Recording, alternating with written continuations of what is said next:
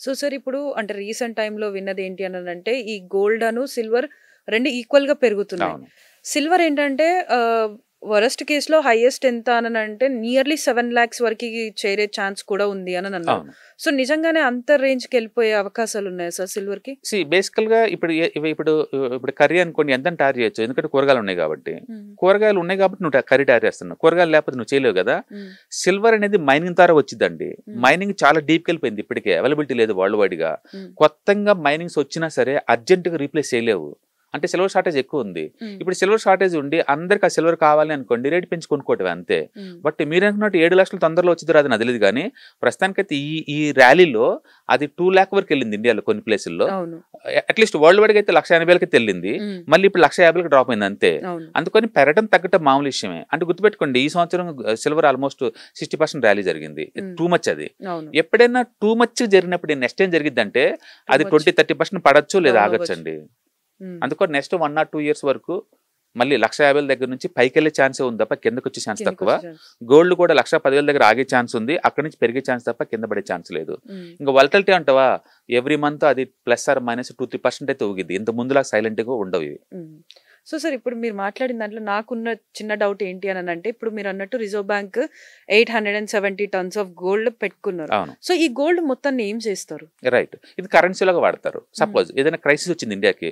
ఇప్పుడు దాకా ఏంటంటే ఇండియాలో సపోజ్ కందిపప్పు కేజీ ₹300కి వెళ్ళిపోయింది అనుకోండి. హ్మ్. అందరూ గొడవ చేస్తారు కందిపప్పు ఎలా కొనాలి అనేది. మనకున్న చాయిస్ ఏంటంటే పక్క దేశం నుంచి కొనుక్కోవటం. హ్మ్. పక్క దేశంలో ఏదైనా ఎక్కడైనా కందిపప్పు బాగా పండింది అనుకోండి. మనం వాటి ఇంపోర్ట్ చేసుకోవాలంటే నువ్వు ఏదో ఒకటి పే చేయాలి కదా అమౌంట్. అవును. ఆ అమౌంట్ వాళ్ళ కరెన్సీలో తీసుకోరు, నీ కరెన్సీలో తీసుకోరు. ఇప్పటి హ్మ్. వరకు డాలర్‌లో తీసుకుంటారు. హ్మ్. ఎందుకంటే డాలర్ అనేది యూనివర్సల్ కరెన్సీ. అది హ్మ్. రిజర్వ్ కరెన్సీ అనమాట. హ్మ్. అది క్విక్‌గా వేరే కరెన్సీలోకి మార్చుకోవచ్చు. హ్మ్. అందుకని ఇప్పటి వరకు ఇది ఏం జరిగిందంటే ఒక్క దేశం ఇంకో దేశం నమ్మకుండా ఇద్దరికి మధ్య ఈ అమెరికన్ డాలర్‌ని ఒక వారధిలాగా చేసుకొని గేమ్ ఆడారు. హ్మ్. ఇప్పటి నుంచి ఏం చేస్తున్నారు? ఇప్పుడు మనం క్రూడ్ తెచ్చుకుంటున్నాం రష్యా నుంచి. హ్మ్. డాలర్‌లో పే చేయట్లేదు. హ్మ్. అంటే డాలర్‌లు ఇంత ముందులా నీకు అవసరం లేదు. ఓకే. అంటే రష్యా నుంచి నువ్వేం తెచ్చుకున్నా సరే ఫ్యూచర్‌లో నీకు డాలర్ అవసరం లేదు. హ్మ్. అలాగే మనం శ్రీలంకతో బిజినెస్ చేస్తున్నాం. డాలర్ అవసరం లేదు. హ్మ్. అట్లా ఏ దేశం కా దేశం ఏందంటే వాళ్ళు లోకల్ కరెన్సీలో చేశారు. హ్మ్. చేసినప్పుడు డాలర్ తగ్గిపోద్ది. అందుకని ఒకప్పుడు 80% వరల్డ్ వైడ్‌గా డాలర్‌ని రిజర్వ్ కరెన్సీ లాగా వాడేవాళ్ళు.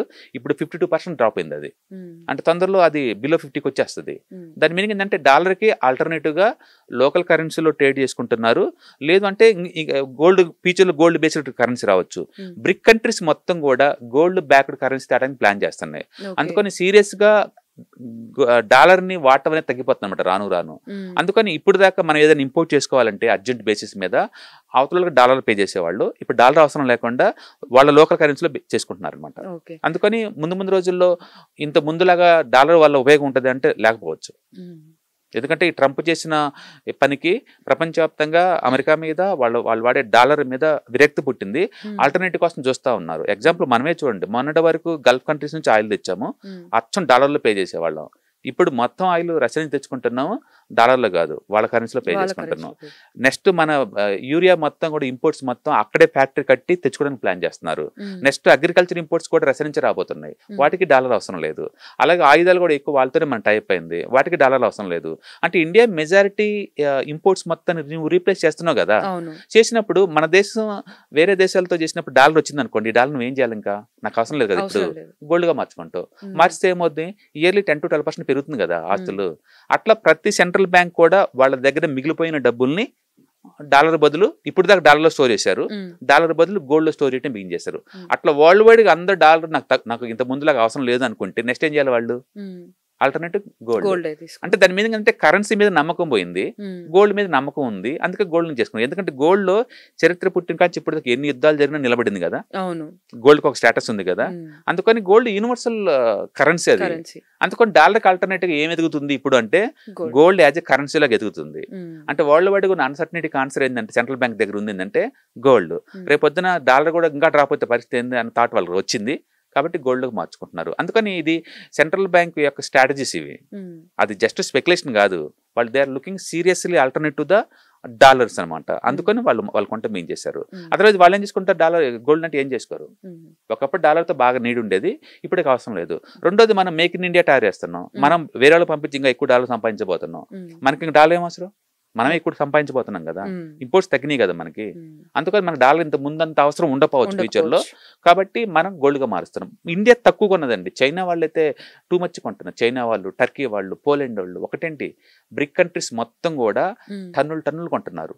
అంటే సీరియస్గా కోవిడ్ దగ్గర నుంచి ఇంకా కొంచెం ఇంకెక్కువ ఎక్కువైపోతుంది. కొంటున్నాం. ముందు రోజుల్లో ఇంకా ఎక్కువ అవుతుంది తప్ప తగ్గే ఛాన్సే లేదు. ఉమ్, అందుకని అందరూ ప్రెడిక్ట్ చేసినప్పుడు గోల్డ్ టెంపరీగా 1 year కోసం పెరిగింది కాదు, ఉమ్, స్ట్రాటజీ మారింది. సెంట్రల్ బ్యాంక్ యొక్క స్ట్రాటజీ మారింది. ఉమ్, మనం మార్పుని చూస్తున్నాం. ఉమ్, బహుశా మన వాళ్ళకి కొడుకులు చెప్పుకుంటారు, నా కళ్ళ ముందు గోల్డ్ 1 సంవత్సరం 60% పెరిగింది అనేది. అదొక ఉమ్. చరిత్ర అనమాట, అట్లా గుర్తుంచుకోవాలి మనం. సో సార్, ఇప్పుడు నార్మల్గా మనం ఏది కంపేర్ చేసినా కూడా, ఇప్పుడు మనం గోల్డ్ చూసినా కూడా, ఇప్పుడు మనకి ఈ ఏదైతే టారిఫ్స్ ఉన్నాయో దానికి డాలర్ పడిపోవడానికి, డాలర్ పెరగడానికి, దాన్ని మనం దీంతో కంపేర్ చేస్తున్నాం. అవును. ఇప్పుడు ఈ టారిఫ్స్ కి ఈ డాలర్ పెరగడానికి, గోల్డ్ కి, ఈ త్రీకి మధ్య ఉన్న ఇంటర్ కనెక్షన్ ఏంటి? యా, బేసికల్గా ఎప్పుడైనా ఎకానమీ డిస్టర్బెన్స్ గా ఉంది అనుకోండి, assets value up and down అవుతా ఉంటాయి కదా. ఉమ్, మనకున్న ఎసెట్స్ మొత్తం వాల్యూ అప్ అండ్ అవును. డౌన్ అవుతా ఉంటాయి. వాటి స్టెబిలిటీ కోసం ఏం చేయాలంటే ఒక స్టేబుల్ ఎసెట్ కావాలి, తక్కువ వాలిటీకి గురై స్టేబుల్ ఎసెట్ కావాలి. ఉమ్, అది గోల్డ్ అన్నమాట. అందుకని ఎక్కువ మంది ఏం చేస్తారంటే వాళ్ళకి ఈక్విటీలో ఎక్కువ మనీ పెట్టే కొద్ది రిస్క్ ఎక్కువ అవుతుంది కదా, దాన్ని తగ్గించుకోవాలంటే ఉమ్, గోల్డ్ షిఫ్ట్ చేస్తారు. గోల్డ్ ఉంటే ఎక్కువ రిటర్న్స్ వస్తాయని కాదు, ఉమ్, ఇది బ్యాలెన్స్గా ఉంటుందని. ఉమ్, అట్లా గోల్డ్ అనేది ఇప్పటి వరకు ఒక హెడ్జింగ్ లాగా వాడేవాళ్ళు, ఒక ఆల్టర్నేటివ్ అసెట్ లాగా వాడేవాళ్ళు. ఉమ్, ఇప్పుడు కొత్తగా కరెన్సీ స్టేటస్ కూడా దానికి వస్తుంది. ఉమ్, కొత్తగా సెంట్రల్ బ్యాంక్స్ కరెన్సీ స్టేటస్ కూడా స్టేటస్ తీసుకొస్తున్నాయి. తీసుకొస్తున్నారు. పైగా కొత్తగా ఇన్వెస్టర్లు బీన్ చేశారు. మనం రిటైల్లో ఇంతమంది కొనేవాళ్ళం, ఇప్పుడు వాళ్ళు కూడా కొంటున్నారు కదా. ఉమ్, అందుకని ప్రపంచవ్యాప్తంగా దానికి హ్యూజ్ డిమాండ్ ఉందన్నమాట. అందుకని ఎకానమీ ఎప్పుడైతే డిస్కంఫర్ట్ ఫీల్ అవుతుందో, ఉమ్, అన్సర్టనిటీ ఎక్కువ అవుతుందో, అప్పటికి ప్రపంచం మొత్తానికి స్టెబిలిటీ కావాలి. ఉమ్, స్టెబిలిటీ గుర్తు రాగానే ఫస్ట్ గుర్తొచ్చేది గోల్డ్.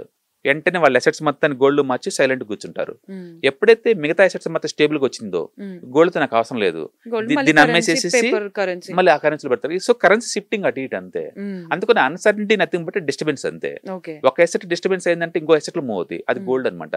గోల్డ్ ప్రపంచవ్యాప్తంగా మొదటి నుంచి కూడా అది ఇన్సూరెన్స్ లాగా వాడతారు, హెడ్జింగ్ లాగా వాడతారు. ఓకే. ఈవెన్ ఇండియాలో కూడా చూడండి, ఎంత దరిద్రం వచ్చింది సార్, లాస్ట్ కి ఇంకా లాభం లేదని చెప్పేసి అప్పుడు గోల్డ్ గోల్డ్ తనఖా పెడతాం కదా. తాకట్టు పెట్టి అలాగే యూస్ అర్జెంట్ డబ్బులు కావాలనుకోండి, ఫస్ట్ గోల్డే కదా. గోల్డే. గోల్డే అంటే మన చరిత్ర, మన కల్చర్, దాంట్లో ఆడవాళ్ళకి వాళ్ళ పుట్టింటి ధనంలాగా పెట్టడం అనేది ఒక కల్చర్ మొదటి నుంచి వచ్చింది.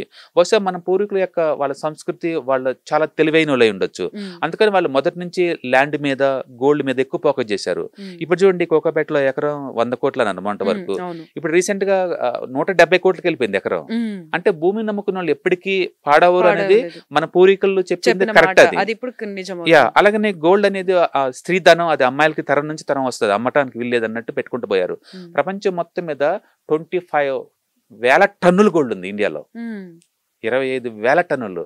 అది ఎంత అంటే కరెంట్ వాల్యూ ప్రకారం 3.8 ట్రిలియన్. అది అంటే ఇండియాని జీడిపి ఎంత ఉందో ఒక గోల్డ్ అంత ఉంది. ఇండియా స్టాక్ మార్కెట్ ఎంత ఉందో ఇండియాలో గోల్డ్ అంత ఈక్వలెంట్ గా ఉంది. అందుకని చాలా స్ట్రాంగ్ ఇండియా ఎలా తయారైందంటే because of the back side gold ఉంది కాబట్టి. ఇవాళ గోల్డ్ ఉండిందంటే చాలు, నీకు ఆ సేఫ్టీ స్టెబిలిటీ వేరే లెవెల్లో ఉంటుంది. దాన్ని బట్టి ఊహించండి మన పూర్వీకులు ఎంత ముందు సూప్ తోటి వాళ్ళు దాన్ని ప్రిడిక్ట్ చేయగలిగారు అనేది. అందుకని మనం ఎక్కువ వెస్టర్నైజ్ని ఫాలో అవుతా పోతున్నాం, కానీ ఏం లేదని నేర్చుకోవాల్సింది మన సంస్కృతిలో, మన కల్చర్లో బోల్డ్ అని ఉన్నాయి. పదే చరిత్ర చెప్పే నిజం ఏంటంటే అదే నిజం, అదే నీ ఫ్యూచర్. మన సూర్యుని దండం పెడతాము, అందులో విటమిన్ డి వచ్చిందనే విషయం సైన్స్ కనిపెట్టింది. బట్ 3000 సంవత్సరాల క్రితమే మనం పెడుతూనే ఉన్నాం లేవన దండం. చెట్టుకు పూజిస్తాము, ఆక్సిజన్ ఇస్తున్న విషయం రీసెంట్ కనిపెట్టారు. బట్ మన వాళ్ళు 5,000 సంవత్సరాల నుంచి దండం పెడుతున్నారు కదా. ప్రతి దాంట్లో దేవుని చూడగలిగారు, అంటే నేచర్ దేవుడు అన్నారు. అందుకని మన సంస్కృతి చాలా గొప్పదండి. వాళ్ళు గోల్డ్ లో పెట్టుకోమని చెప్పినా, లేకపోతే ల్యాండ్ లో పెట్టుకోమని చెప్పినా, దానికంటూ ఒక పర్పస్ ఉంది. మనకైతే అప్పుడు అర్థం కాకపోవచ్చు వాళ్ళు చేసిన పనులు ఎందుకు అనేది. బట్ ఫ్యూచర్ లో నీకు ఎక్స్పీరియన్స్ అవుతుంది డెఫినెట్ గా, దిస్ ఇస్ గుడ్ అని. ఇప్పుడు ప్రపంచంలో అందరికి ఉంటాను కదా గోల్డ్ అవార్డే. మన వాళ్ళు ఎప్పటి నుంచో బిగిన్ చేశారు. 25,000 టన్నులు కలెక్ట్ చేశారు గోల్డ్ ఇండియాలో. సాక్షి టీవీ ప్రసారాలను నిలిపివేయటం చట్టరీత్యా నేరం. సాక్షి టీవీ ప్రసారాల కోసం మీ స్థానిక కేబుల్ ఆపరేటర్ను వెంటనే సంప్రదించండి. DTH లో, ఇంటర్నెట్ లో కూడా సాక్షి టీవీ ప్రసారాలను వీక్షించవచ్చు.